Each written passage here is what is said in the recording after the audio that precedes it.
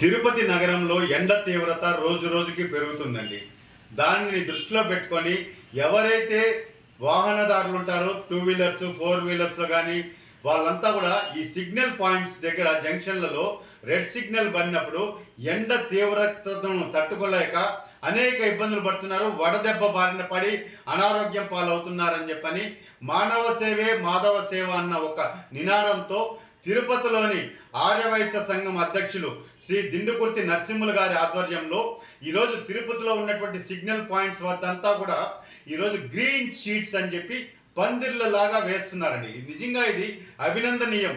ఎవరికి రాని ఆలోచన ఈరోజు నిజంగా నగరపాలక సంస్థ అధికారులు ఇలాంటి కార్యక్రమాలను చేయాలి పోలీసుల సహకారంతో.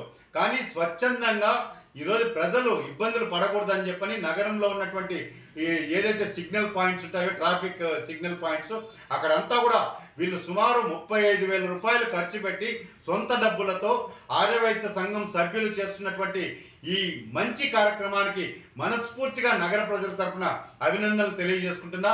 ఇలాంటి వాళ్ళకి ప్రజాప్రతినిధులు అలాగే ఉన్నతాధికారులు సంపూర్ణ సహకారం అందించాలండి, వాళ్ళని ప్రోత్సహించాలి.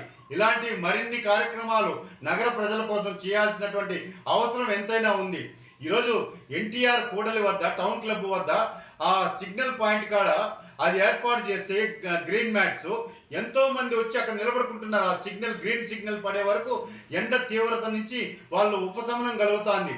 ఈ ఎండ తీవ్రతకి ముసలి వాళ్ళు, పసిపిల్లలు వడదెబ్బకు లోనైపోయి ఈరోజు అనారోగ్యం పాలవుతున్నారు. చాలా తీవ్రంగా ఉంది ఎండ. కాబట్టి ఇలాంటి మంచి కార్యక్రమాలు చేస్తున్నటువంటి శ్రీ ఆర్యవైశ్య సంఘం సభ్యులకి మనస్ఫూర్తిగా కృతజ్ఞతలు తెలియజేసుకుంటున్నానండి తిరుపతి ప్రజల తరఫున.